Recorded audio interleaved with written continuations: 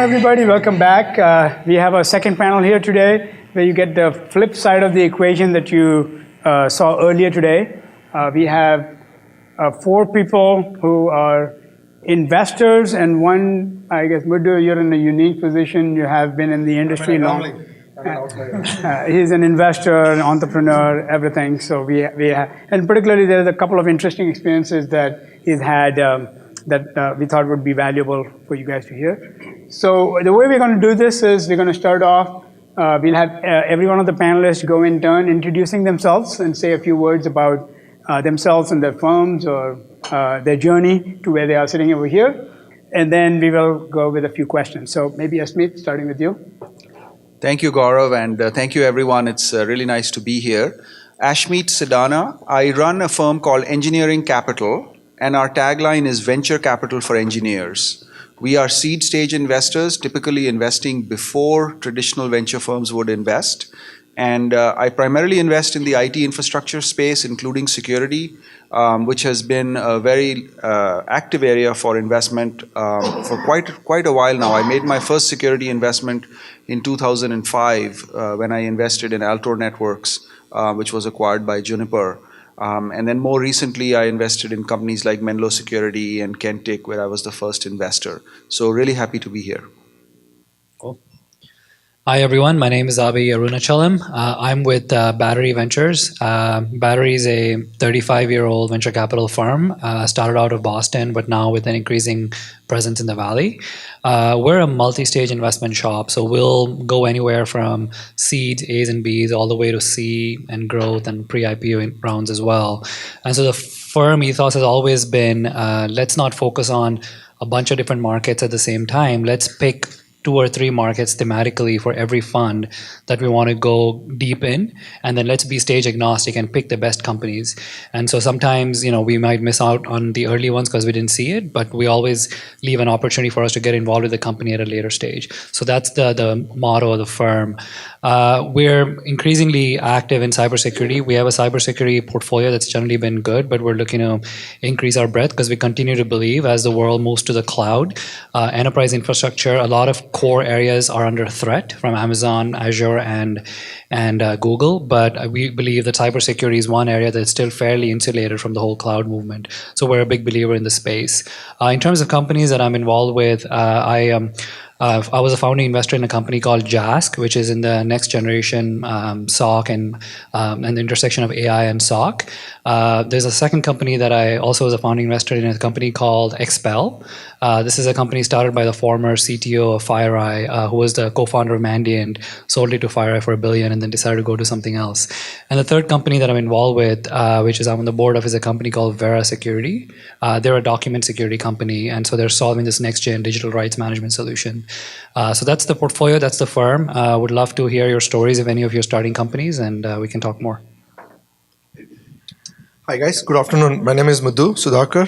I play typically a advisor, consultant, or a board member in the startup companies these days. Most recently, I spent time at Splunk, where I am the security there, and I came to Splunk through Caspid acquisition. Before that, I was at VMware. So I've done few companies as a CEO and few companies as a senior VP GM. Right now, as his tagline is, I'm the board member for the entrepreneurs. It's always hard to go up after you, Muddu. So Sudip Chakrabarti, partner at Lightspeed. I focus on enterprise infrastructure, which also includes security. So I don't know if you guys know about Lightspeed much, but we essentially invest in 3 areas: enterprise infrastructure, which means everything below the application layer, enterprise SaaS, and then consumer. So I focus on the enterprise infrastructure side, anything that touches the cloud, data center, security, big data infrastructure, dev tools. I also spend a lot of my time on open source. The companies that I have invested in the recent past are companies like Exabeam, which is in the security area. They're building a next generation SIEM, a company called serverless.com, and then a couple of companies in stealth. In the past, I was actually also a seed investor in Menlo Security through another firm in Philadelphia. And then I've spent some time at Anderson Horowitz, where I worked with companies like Databricks, Mesosphere, Actifio, DigitalOcean, and a bunch of others. Well, thank you. Hopefully, We'll do one more thing over here to get the creative juices flowing on questions and also trying to get through the information that you need or you want to ask. So let's just first start off so we had an entrepreneur panel earlier today, and we heard a lot about the entrepreneur's viewpoint on getting funded and getting kicked off in the journey, or getting kicked off and then getting funded, either way. When you guys look at a company that you want to invest in, or in your case, Muddu, the one that you get invited to get involved in before you get asked to be a board member, what would you look at? I mean, you all have certain metrics in mind. So it would be wonderful if you could share your perspective and what makes a great investment of your time and money.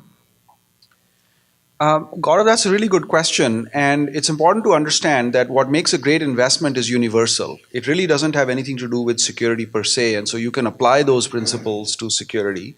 And I would say that some of the timeless indicators of great investments and things that VCs tend to look for, there are 4 basic frameworks that people use.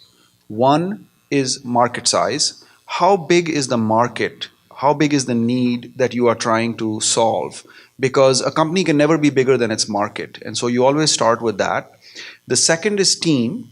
That's a very subjective criteria. It's like, is this a person, is this a team that can really go build a great long-term independent business? Certainly something that I look for very carefully, especially because I'm so early that often there isn't a lot of data to look at when you're investing at the seed stage.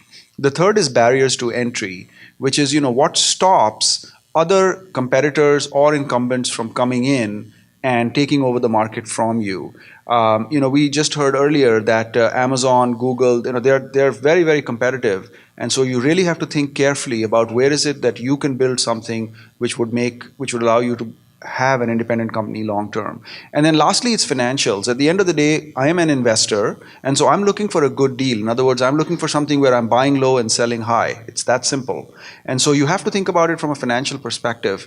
Does the structure make sense? Does the price make sense? Is this a high gross margin business? Can this long term be capital efficient? Those are the kinds of criteria you look. I would say security right now happens to be in a space where all of these are present. In other words, there are good people chasing a large market with lots of innovation, which typically results in barriers, and it is possible to build a good business. And so that's what I look for. Abhi? So not a whole lot different from what Ashmeet just described, but in terms of metrics and criteria you asked, Gaurav, I think really depends on the stage the company is at. If it's an early stage company, if it's a seed or a Series A stage bet, it really comes down to 2 things. It's the quality of the founding team and the market opportunity they're going after. Those are the 2 largest drivers, because there's not a lot of data or information to look at that point. And so you really have to see, from the founding team's perspective, have they built a similar product in the past? What is the opportunity cost for that entrepreneur? That's one of the big things that personally I think about. Can this person go to a Google or Facebook and make $500,000 a year? Or, is this person doing this for a lack of a better idea? And so just getting a sense of what different opportunity that person's leaving to go do this really gives you a sense of how badly they want to do what they're doing. And then secondly, from a market perspective, venture is a hits-driven business, so if you're going to back companies early, you rather back companies that are going after a big market, solving a big problem. So that's on the early side. On the early to mid side, which is where I like to call Series Bs and on, it usually ends up being a product market fit story.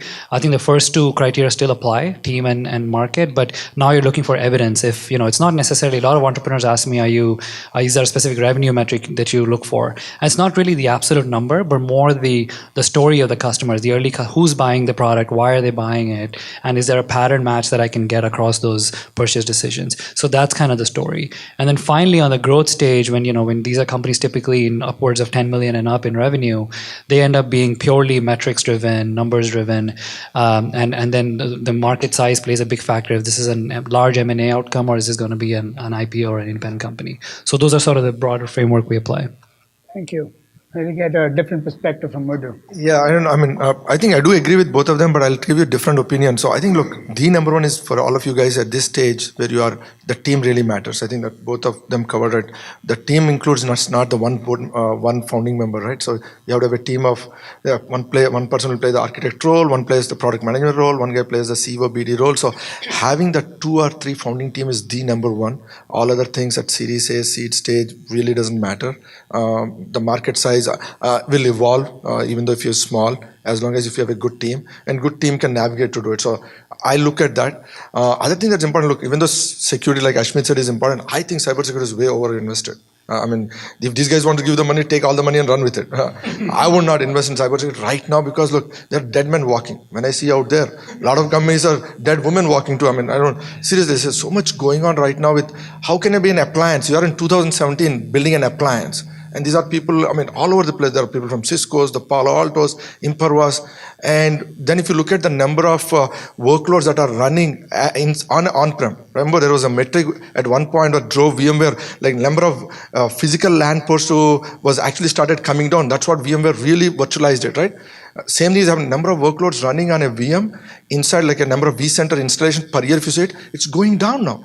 Where is it happening? All the workloads are moving towards the cloud. The SaaS and cloud is much bigger than cybersecurity market is today. The cloud business of Amazon itself is what, 10 to $15 billion per year. Cybersecurity is like a dwarf in terms of what's happening in the cloud space. So this theme being cloud security, I think it's great for you guys to think about what can you build as companies in the cloud, for the cloud, right? Building it, I mean, there's still so many companies trying to build on-prem. I want to do network security, I want to do a box, I want to ship it there. Nobody wants that. I mean, nobody's talking about SaaS SIM actually. I keep hearing the word SIM. Everybody still want to ship a product on-prem, enterprise software. So I think to me that is very important, right? Take any old version and if you can do it as a service, for cloud, I mean, you can follow the money, right? If Amazon is making already 15 billion, Azure is doing 10 billion, as a percentage of that flow is what you want to follow. Don't follow where the on-prem market is. So those two. Yeah, I'm not going to disagree with any of those points. I'll say a couple of things. Why do you disagree? I know you want to pick a fight. Yeah. We can do it outside too. But I'll say a couple of things. I'll do it after you finish. I'll say a couple of things. So when it comes to team, for security in particular, something that we look for very carefully is there a security DNA in the team? It's very hard to build a security company without having that person.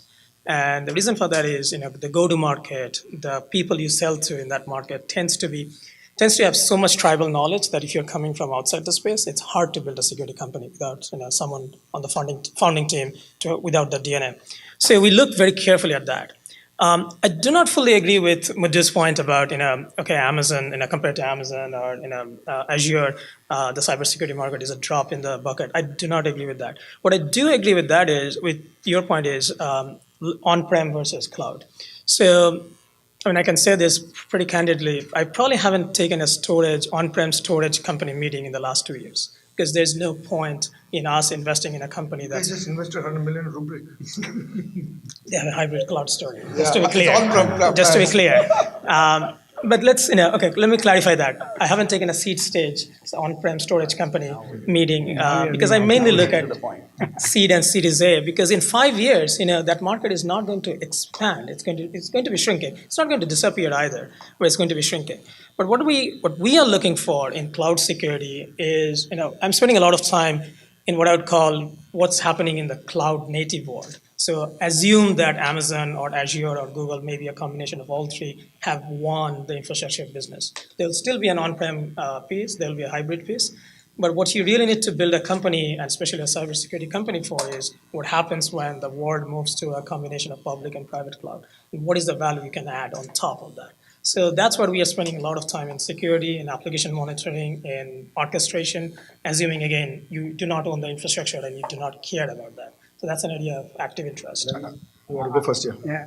Yeah, I'm going to disagree with both Muddu and Sudip. So let me try and do this at the same time if I can. So first, I agree with the premise that security is overfunded and there are too many security companies out there. But you know what? That's always been true for every sector in venture. Whenever there's anything where there's a big opportunity, lots of people run for it. When the gold rush happened in 1849, there were too many people panning for gold. So this is not a new phenomenon. But real question in my mind is security still going to be a problem 3, 5, 7 years from now if you're starting a company today where you can build a large independent business? My belief is yes, and I'm willing to back it up with a check. In other words, you can start a company today and I think you can build a large independent business in the security space. Now, the bar is high because it is so competitive. The go-to-market becomes really, really hard because it's so noisy. So you have to think very carefully about your marketing, positioning, sales model, etc. All those are valid challenges that occur. And so you need to think about it carefully when you do that, if you're going to start a new company today. The second, and just to reinforce the point about why I think security will continue to be a good market long term, I think Sudip actually brought up the best example in terms of storage. Storage used to be a great business.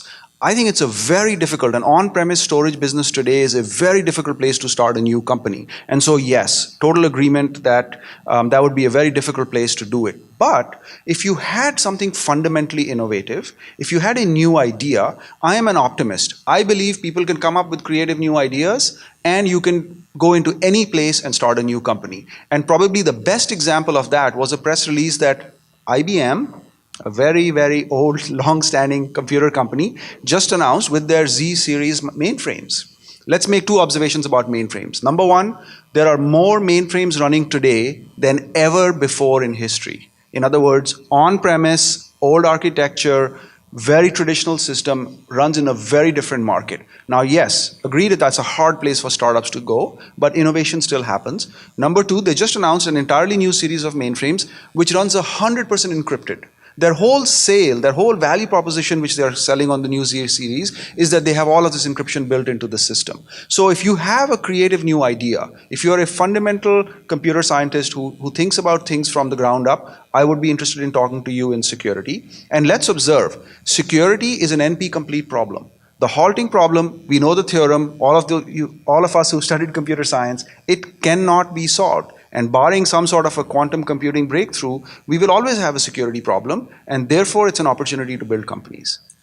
Wow, lot to say here. So first, I won't do a company with IBM mainframe business, even though Ashmeet gives you the check, guys. Unless you want to, I want you to commit a suicide. In that case, you guys should go somewhere else, right? Look, I think that with all jokes aside, there will be always, like, again, the VCs have their own views. I'm giving the entrepreneur view. VCs will have 20 companies, they'll give a check. It's when you do a company, you have one wife, one husband, you're all in with one company. So pick a company and a space that will take you for a lifelong kind of thing. So that's why, look, even though investors want to do an outlier and the storage or mainframe, I don't think you should do it because the trends are against you on that. The odds are against you. If you succeed, sure, you can become a billionaire like an Oracle guy, right? But chances are low in those areas, don't do it. The second point I want to talk about security being over-invested. Look, there's always going to be security investment opportunity like Ashmeet said. I do agree with that. But what I don't want to is be a foolish and say, I want to do a network security appliance. I mean, what does it mean, right? I mean, yes, there is enough network traffic there. Cisco switches are still sold. Doesn't mean that, can you make anything out of network security? If the workloads are going out there, no. You can argue that there could do network security in Google and Amazon, which I don't really believe that. I think that eventually will become the job. Look at what Diana Green recently talked about. They'll offer premium services to come to their architecture so that they'll do IDS, IPS as a part of their infrastructure. So Amazon's hands will be forced on that. That they will build it, offer it. Now, you can say, I'll build a company to an acquihire, but that may not happen. The point I'm making is, look, pick your own areas that where if you have a lot of companies are in that space and that space is not happening, don't go double down in that space. There are enough white spaces there, to your point, to go after that. One other last point I want to say here. So he talked about very interesting thing, which is security DNA. One thing that I see, which is kind of contrarian thinking of how people build in security, and I didn't follow that. Look, you don't, ideally the advantage of being an outlier, a good thing is you need to have some security domain, but 80% of your team should not be security people. And that's what the dead companies that I talk about. If you are from your Cisco's and Impervas, etc., you're dead, really dead, because they don't know how to do AI and machine learning. You are living in the age where your trading is happening with machine learning. Your analytics are happening through Amazon and Google on e-commerce. Your connected car will be driving you home with machine learning, but you have all this bunch of 100 people trying to do how to do appliance and security traffic. So I think if you build a new age company in security, all you need is 2-3 people who know the security domain. 90% of other people should be where the world needs to be done. No point doing the rule-based, configuration-based applications. So I do disagree with him on type of people you build and have in the founding team. If all your founding is security guys, I usually walk on that. It really doesn't help in this day and age.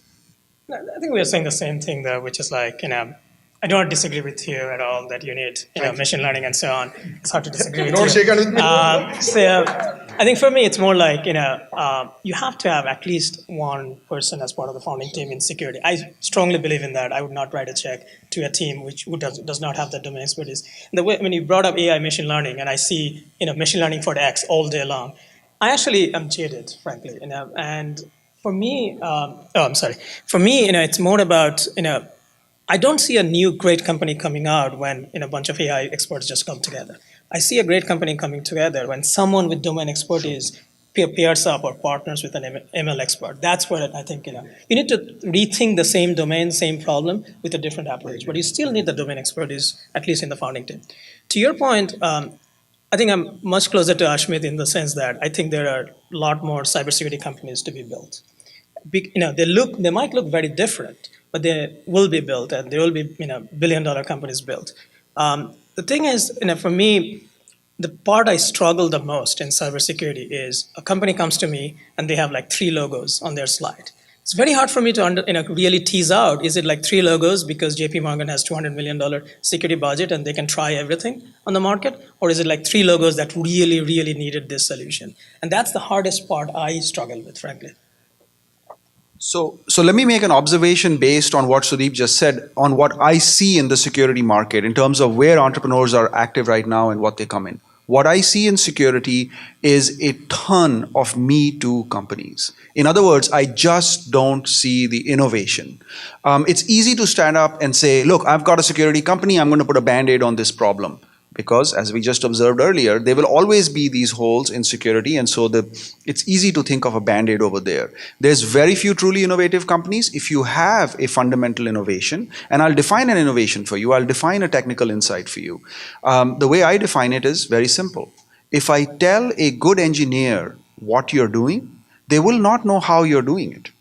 If you don't pass that test, you probably don't have an innovation. Now, you can build companies without having a technical innovation, but that's a great place to start. So to the points that Muddu and Sudip are making, I would say find the innovation first. Get religion about what is it that you are doing which is unique, which is differentiated, which is sustainable, which will withstand attack from Google and Amazon and the 100 other startups which you and I have not even heard of who are also trying to go after the same problem. That's the problem in security, not a lack of opportunity or a lack of market need. The market need is gigantic. I have not spoken to a single CIO who hasn't said, give me a credible product and I'll buy it. You know why? Because their job is on the line. It's that simple. I mean, every company, every institution, even the government is vulnerable to cybersecurity, and so people are willing to pay for it. So that's a great place to stop and pause, because one thing that I'm sure you guys got it is there's a lot of information out here that is just waiting to come out at you.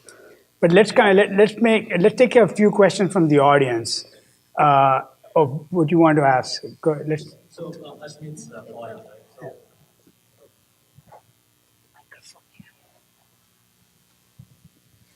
So how do you come up with the innovation, right? So like, for example, I have a company I'm starting on IoT security. There are a ton of companies already in IoT security. So by the time when I get to go to pitch my real innovative technology, it's already branded as, okay, you have a bunch of, there's like a lot of competition, and it takes a little bit more time to really explain your innovative technology. So what is your advice? How do I go about that?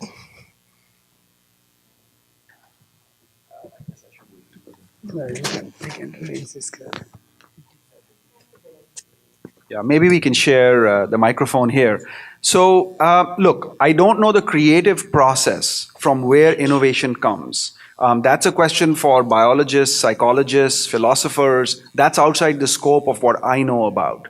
What I can tell you is that people are creative and they can solve amazing problems if you give it to them and they understand it. I mean, I'll share with you that when I joined VMware, I was an early employee at VMware.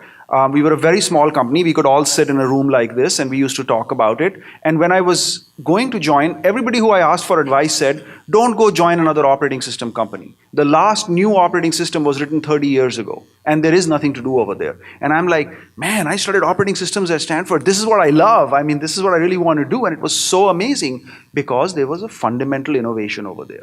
I mean, we had academic papers published which said the x86 instruction set cannot be virtualized. Academic peer-reviewed journal papers published. And I would say, here's a paper, would you like to see a demo of this running on an x86 on your machine, right? That's innovation. So innovation can happen at any time. Just because people have said that it can't be done doesn't mean it can't be done. But that is the test and it is a high bar. And 90% of companies are not innovative. They don't have a fundamental insight. And let me also share some experience from having watched a lot of startups. If you don't truly believe that you have a company which passes the test that Muddu was talking about, it's better to stop now than to go a year, 2 or 3 down that road. The pain is just higher. It doesn't get better over time. So be very, very aware of the commitment that you're making along with your wife and husband and children and family and time, because that is the biggest cost that every person takes when they make that commitment. I think, let me just to maybe offer a different perspective to your question. I think, being a Me Too company is not always a bad thing. If you're company number 8 in a category, it's not a bad thing because that means there is a category that exists, right? That means your potential future investors will be able to put you on a map somewhere. Sometimes if you're the first company in a category, that market is probably very nascent and they probably don't know how to index that market, right? They probably haven't seen a lot of other companies to compare you to, right? And there's a lot of, the first 2 or 3 years in any market goes towards evangelizing, right? And Uber was not the first a ride-sharing company. Neither was Tumblr the first blogging company. But there's always a market-making period that happens, and sometimes it works to your advantage, where the precious VC dollars from the first few players in that space have gone towards marketing and making it a market, and the next wave of companies with a better solution and more robust, well-thought-out solution, having seen the failures of the first, can make it successful, right? So that's one thing to keep in mind. The second is, Me Too can be a problem if you're company number 4, where there are 3 companies that are already farther along, right? If the market leader is, well in the tens of millions of revenue, and there's 2 other guys trying to play catch up, and you're company number 4, to go in and say that my solution is better because of this is very hard to do. Unless it's a paradigm shift where, there are 3 on-prem guys and I'm a cloud native company, that is different. But if all 3 have the same story, but your UX is better or your product works 15% faster, it's going to be a much harder pitch at that point. So knowing which side of the Me Too you exist on is important to recognize. So it's not always a bad thing. And then the second point to some of the earlier discussions around where do you focus your innovation. I do think that, I agree that security will continually be a hot market just given kind of the expansion of the pie. I remember one stat that struck me last year, which is for the first time in 2016, cybersecurity spending globally hit 100 billion. Right? And just think about that for a second. 100 billion, it's the size of the economy of a lot of countries, right? And so I think the opportunity of innovation is there. You just have to figure out a way to index yourself to the massive macro trends that are playing out. The fact that there are more devices out there, whether it's IoT or smartphones or smartwatches, the footprint of the enterprise is expanding not just from on-prem to cloud, but multi-cloud and hybrid cloud. So how do you index your product to those 2 massive macro trends will help you towards building a company that's more insulated. Thanks. Do you have a question here? No, I think it's more of a comment and a question. I think we are lacking behind in innovation, looking at the amount of cyber attacks and the amount of issues we are seeing, with all these Mirai botnets and whatnot. One more point is, if you look at India, and most of us are from India, but if you look at cybersecurity investment in India, it's only $4 billion. Government of India is trying to get into $50 billion market in 3 to 4 years. So there is like innovation. I agree with Ashmeet that there's so much of need there. But again, I think, so my question on this is, now we do agree that innovation is the key, but the rate at which these companies are getting funded. In Valley, I think I just have to open my LinkedIn and then I can see 8 million, 12 million, 16. The numbers are not even a single million. It's like it's in double digit, triple digit. I mean, is it really that there's so much of money flow happening that people are getting left and right funded? I mean, as an entrepreneur, should I be very excited that I'll get that 10 million, or I should be careful about how do I approach it? I mean, that's all my question. I'll take it and you guys can comment. VC should comment than me. But I'll give you a different comment on this and yours and his. So I think, look, this is what my earlier point is, look, in any sector, there's so many companies funded there, not all of them will survive. Not all of them will. The reason is, this is where maybe most will survive. Most won't survive. That's right. I think this is where I think what VCs are not doing right now is shutting down the companies in any sector. They're double dipping, hoping that their company will be there. Whereas IoT security or the container, there's not enough container application running on workload, but there are container security companies, like 20 of them. And every portfolio wants to have their own version of their company in seed and Series A because they want to own more of that percentage of the company. So that dynamics, capital being cheap, and they have access to their entrepreneurs and their network, everybody would rather do a Series A seed company and own more of that company than let the company go. So that's the whole dynamics going on. Eventually that will play out in a very bad way in some cases. But I think the more interesting thing that he asked a question. So I think I want to be more specific to security because we're all talking about cloud security in this discussion. Like your question on IoT security, I think you should not go into a company trying to pitch to a VC firm. And these gentlemen can comment better because they're VCs on saying that what category. First, figure out what problem or use case you want to solve. Really focus on the problem, the use case. If there's an existing category, great. You can say you're part of that category, or if there's no category, you can create your own category. There's nothing wrong. I mean, the good companies, you find your own white spaces to create categories. Or you go into an existing category and say, I'm going to disrupt that category. But the key is first figure out what's the problem, what's the use case you want to solve, who would buy it, and play that out as a playbook. Once you have it, whether it's a Me Too or not, and that plays out very well. In general, you want to go in an area where a lot of people are coming to the exam. Like it's like you go to an exam and you're the only person writing the exam. There's something wrong with that exam, right? So you really want 100 people fighting for that, and you want to be the best person. It's actually an excellent point. Coming back to your question, as an investor, and I think Ashmeet, you should comment because you have seen more of this probably. I think it's actually a time when you should be very cautious about it as an entrepreneur. And as an investor, we should be too. The reason you're seeing so many funding rounds is because there's too much money in the system. And you can see a new microfund or new, even like a moderately sized VC firm coming up every other day. If not, existing firms are raising huge funds. There's not enough, in my opinion, in a given year, there's probably like 15 to 25 high quality companies every year that needs to be funded. That number hasn't really changed materially. So just, people are either, just pumping money into companies that are not really working or just, kind of chasing deals and putting a lot more money to work. So, valuations are out of work a little bit, but more importantly, companies that shouldn't be funded are getting funded. So be careful about that, for sure. Other metric that I've seen internally from the company side is more this back to your earlier question, Gaurav. If a company is more than 4 or 5 years old and your revenue is less than 10 to 15, that company is a dead company. Nobody will touch them. Like imagine if a company is 2012 funded company, you're in 17. They've already missed out so many Moore's law of the technology. At this point, they're still sub 10 million, 15 million company. What are you going to do? I mean, there's no second chance in a startup.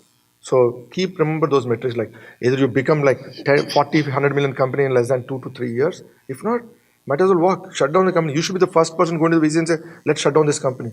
Time is what you don't have. We're all getting old. So remember that. So that's a good point to flip over to our next question, and which is this business of exiting a company. And I think you brought in, there has to be a financial return. So help us understand, there are two kinds of exits, or there are three kinds of exits. One exit is the shutdown, which we don't want to talk about. So there is one kind of exit, which is the shutdown, which is what we don't want to talk about. I think Muddu gave a very good idea of how a shutdown should be engineered. The second and the third are the ones that are the home run, which is called the IPO, and then the not so home run, which is the M&A. So maybe Muddu, we start with the not so home run, the M&A. You've been through M&A recently. Tell us the journey, what your learning was, what you'd have done differently. How should entrepreneurs think about M&A? I can tell the story only if there's no video on. I know. I know. So I think, look, you don't start a company saying that you want to sell a company or anything, right? We started earlier with your question. You first have a mission on why you want to do it. And whenever you start a company, assume you're in a long haul. It may take 7 years, 10 years. It's a commitment of you, your co-founders, their families, and your employees. So it's a journey that you go through it. You start building it. Now, in terms of how the M&A happens, usually the best way to think of it is as you are building the company, once you start adding enough customers and revenue, focus on that, then the deals will come to you. People want to acquire you. So best companies are always bought, not sold. I mean, you probably heard that phrase too, right? So I think let people come. The way in which I typically talk, to people is, look, as when a first offer comes to you, I mean, go to the board. First of all, you're a CEO or whatever. Let's say you're some executive in the company.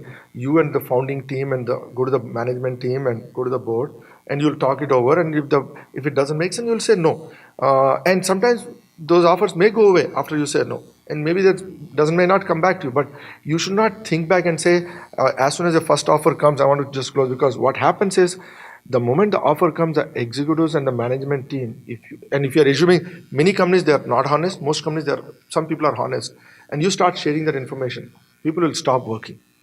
The number one that I see from the board perspective and investor, you guys can count, the moment an offer comes, including that CEO to the management team, they'll start counting their chicken. That's the bad dynamics you can ever have.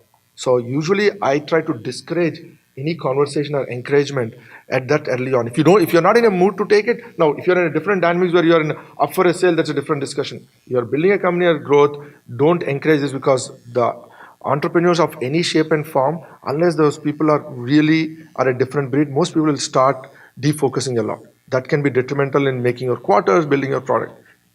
If you decide to do it, then you work with the board to figure out how you want to respond, etc. And good dynamics that I have done in the past is, look, the good rule of thumb is, first time whenever you get it, just say no to it. Right? All of you guys have dated in your life, and your husband or spouse, the more you say no, the more they'll come back. I like to say no always. I'll say no to VCs, I say to everybody, knowing that they may not come back. The more you say no, more they'll come back. They'll negotiate against themselves. And play that dynamic. I think to do that, obviously, you need to have something of strength, something of negotiation. You have an option of your way out. But just say no. And actually, the other thing I do is I actually point them to go to other companies. So I'm actually well known for that. So I tell, oh, you want to buy it? Why don't you buy that SIM company out there? They're saying they're next generation SIM. And they actually go and come back. Then I know once they come back from them, they're a shitty company, right? So that gives you a leverage now, right? So send them all the, so make the acquirer go to everybody, let them date with everybody, and then come back to you.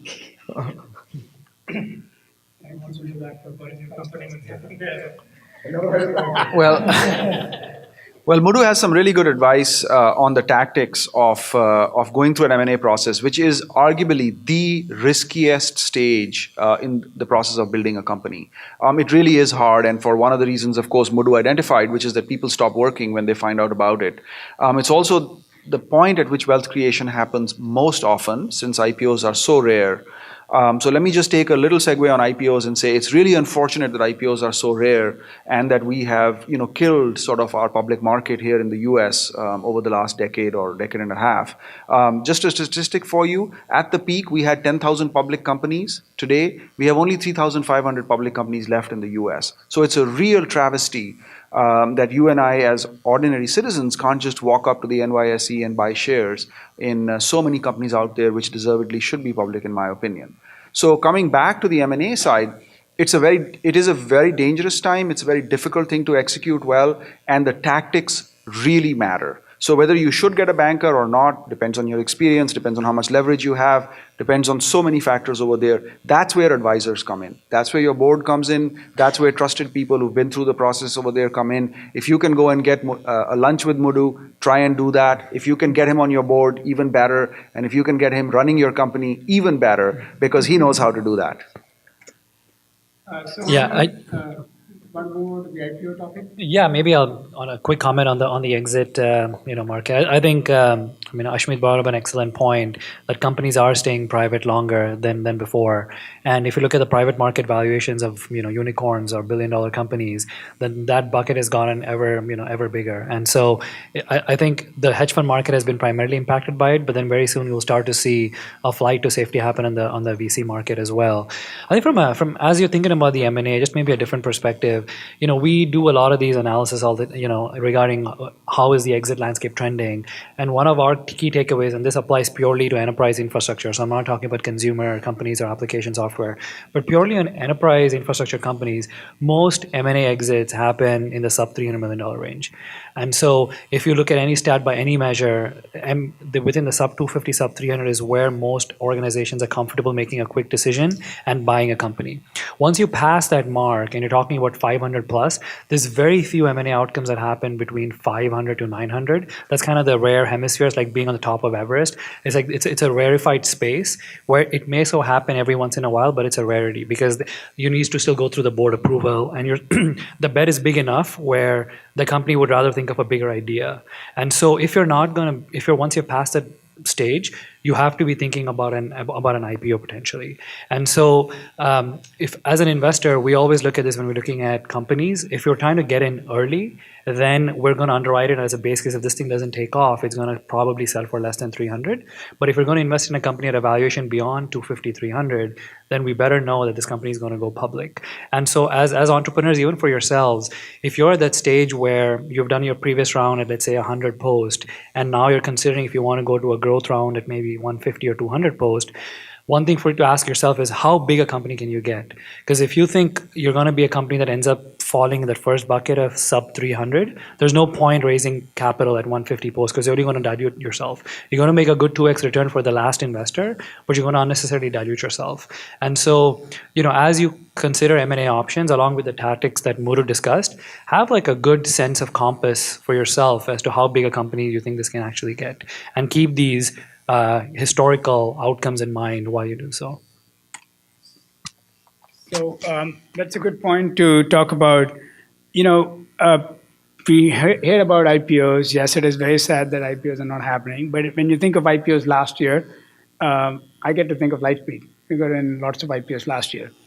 Let's try to understand what is it that is necessary. What is from a run rate perspective today? What is necessary for an enterprise or a consumer company to have achieved for them to have an IPO?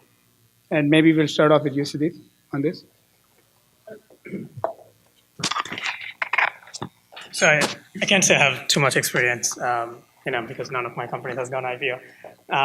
But yeah, as a firm, we saw Nutanix and MuleSoft going IPO, and then AppDynamics was on the brink of going IPO. And then Snapchat, of course.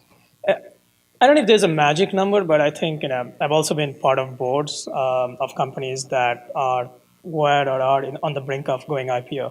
And I think the biggest thing that came up at every board meeting was repeatability.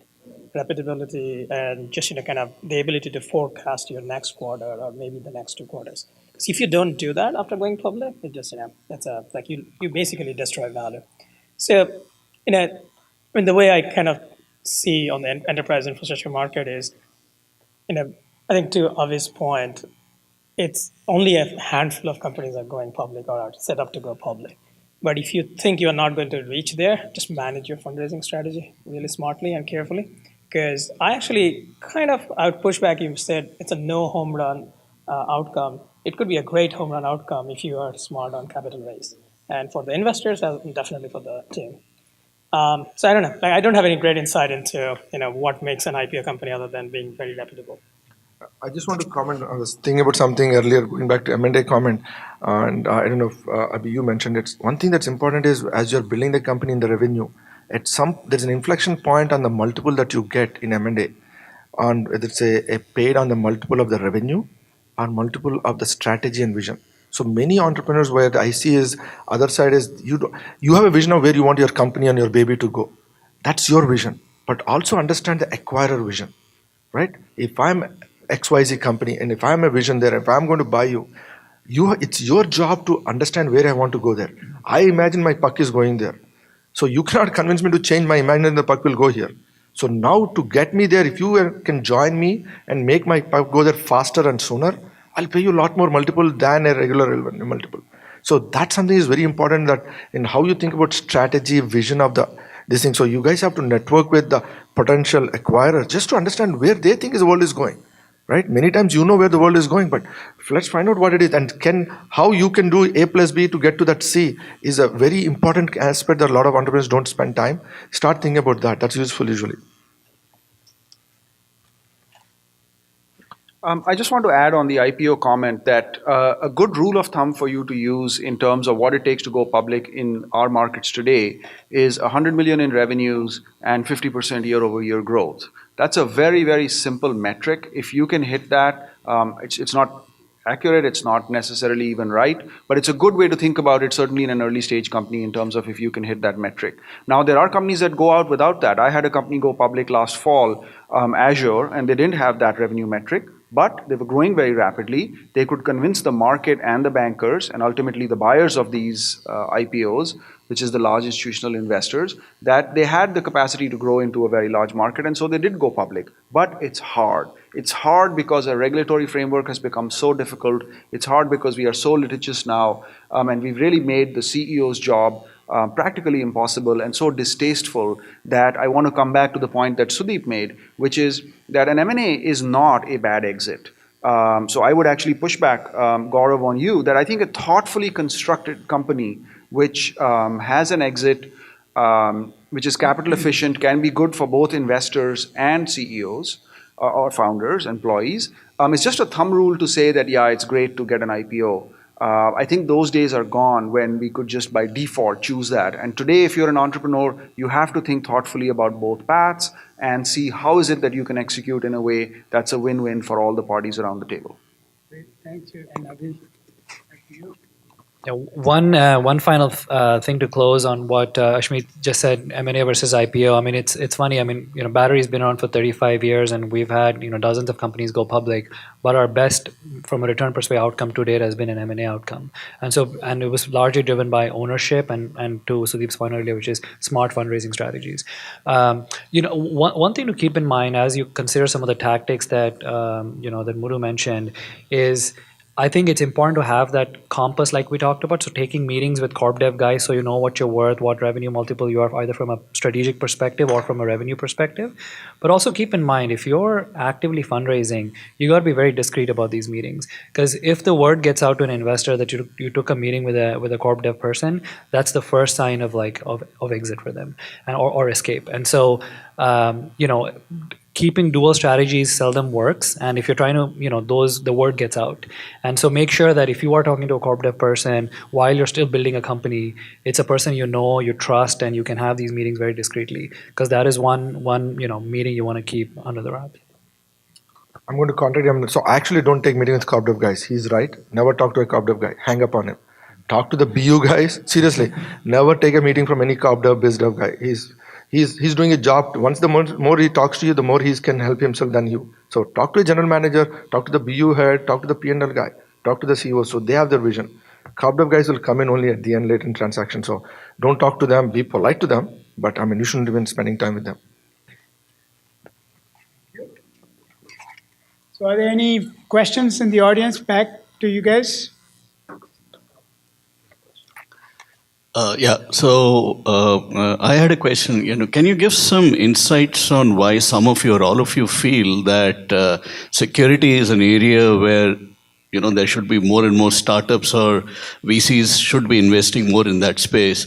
The question is driven by the fact that the momentum is so high towards public cloud, and enterprises are moving to the cloud with the confidence now that security is something that is addressed by these cloud companies, right? So is the opportunity landscape more on the side of the enterprises because cloud security is a shared responsibility and that's why you think there are opportunities there? Or is it in newer areas like IoT security, edge computing security, and so on and so forth? So just to draw one quick analogy, when you look at what large companies like Facebook, Google and all did, they didn't go about investing in computing and switching routing infrastructure. They build their own. So is security also in that category where these large cloud companies will invest and build their own? And therefore, what we assumed as a large opportunity landscape is actually really narrow and not so great. So Muddu wants to say don't invest? Yeah, I'll go first on this one. Very good question. I thought we'll talk more about that. So there are two sides to that question. I think where the world will go towards is all the cloud vendors, the large mega vendors, I call them aircraft carriers, have to build their own security. Diana just announced it. I was talking to a guy from Amazon.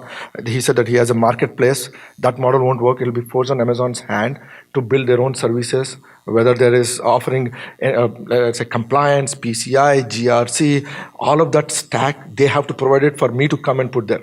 Because anybody who's building an application on it, we are asking them to that. So now they may charge me some money, like they charge for compute storage and a load balancer. So that hand will play. That means the cloud vendors will be an acqui-hires or some M&A, but they're going to compete with you now. So that's something is going to change starting this year. So far, there's not enough workload for them to pay attention. The large guys are asking that.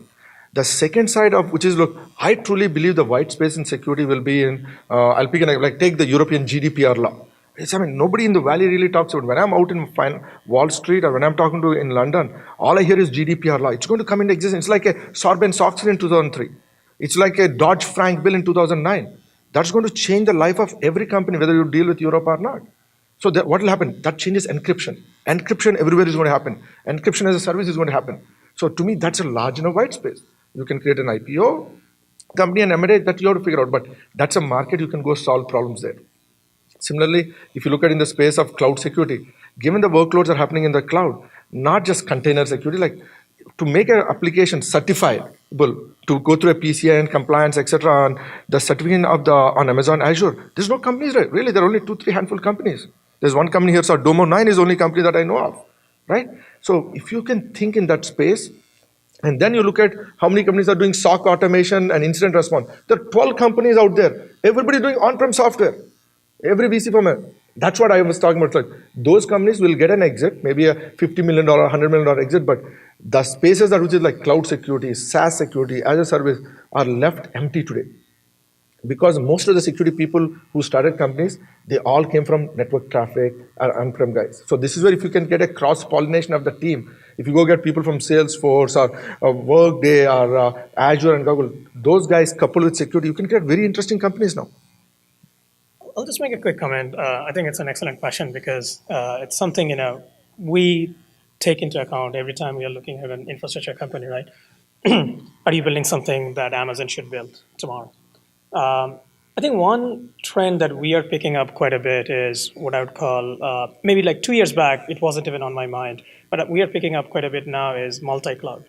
And there is real fear in the minds of large enterprises of getting locked in. And locked in from a pricing standpoint, locked in from a feature standpoint, all of the above. So, we are definitely making some bets in areas where, your security or your monitoring or orchestration should move with your workload as opposed to being tied to Amazon. Yes, Amazon will probably provide that, but you probably don't want to be tied only to Amazon. So, and again, I think particularly the security-sensitive enterprises, I think will always have an on-prem component. It might be smaller, but they still probably will have to. So they're not looking to buy two different security solutions, one for Amazon, one for their private cloud. They would rather have something that works seamlessly across. So I think there are a lot of opportunities there. If you think about the applications, from a couple of different ways. One is, the security should probably move with your workload, but also data. Data is a big part of that. And how do you protect data across multiple clouds hybrid? So there are definitely big opportunities there. At least that's what we believe in. You want to go first? Sure. No, I was just going to add, I think, to what Muddu and Sudip said. As we look at every new security company, we are looking for the hybrid cloud story. But to answer your question more specifically, going back to the basics, once your application goes to the cloud, you don't have visibility from layer 1 to 3 of traffic, right? So the traditional IPS, IDS, and firewall technologies, perimeter technologies are not relevant anymore. And so you go up the stack and get closer to the application, right? The second trend along with multi-cloud is the whole notion of agile IT and microservices, right? Your application is no longer a large monolith, but it's actually broken down into multiple components, multiple microservices. So the attack surface of your application has just exponentially increased, right? So keeping those two things in mind, we fundamentally believe firm-wide that application security is going to be a critical space going forward. And given that no matter where your applications run, on-prem, hybrid, or even on a single cloud, your application is the crown jewel of the company, and that's where the developer logic is. That's where most of the flaws would be going forward in terms of attack surfaces.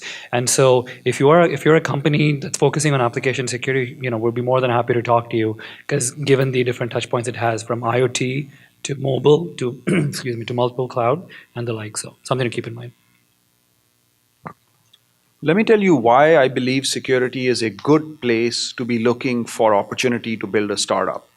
The people spend on security is directly proportional to how high they perceive the cost to them is of the lack of security. I grew up on a farm in India where we never locked anything because there was no need for anything. There was no keys, there was no locks, there was nothing. And in fact, when my father went to study, my grandfather had to teach him how to use a lock after 10th grade because he had never used a lock in his life. And he had graduated 10th grade. So the amount people spend on security is directly proportional to how high the cost is that they would bear if that security was breached. And what has happened recently in cybersecurity is that that price has gone up and up and up, and I don't see anything stopping it. It used to be that the price was just some casual person having fun who would, for the fun of it, put a virus out or put something out. That's how the initial viruses started. Why did Morris release the worm on the internet? He was just having fun. He wasn't out there trying to breach someone. Then it went to ransomware and crackers and people trying to get money out of it, extracting them. Well, that's a pretty nice high bar. And every hospital which has had ransomware come in recently is now willing to spend on security. And then the bar went to geopolitical level of interaction. Stuxnet, obviously attacking the nuclear reactors in preparation for the bomb in Iran, North Korea, Russia. Who knows what the truth on all of these things is? But the stakes are extremely high, and people will spend directly proportional to the stakes. And that's why if you can identify a true innovation, if you can solve a real problem in it, you can build a company despite the fact that security is overinvested. There are too many startups. Most of them are Me Too, and most of them will fail. Well, that's a great place to end our panel. Thank you very much. Thank you to our panelists.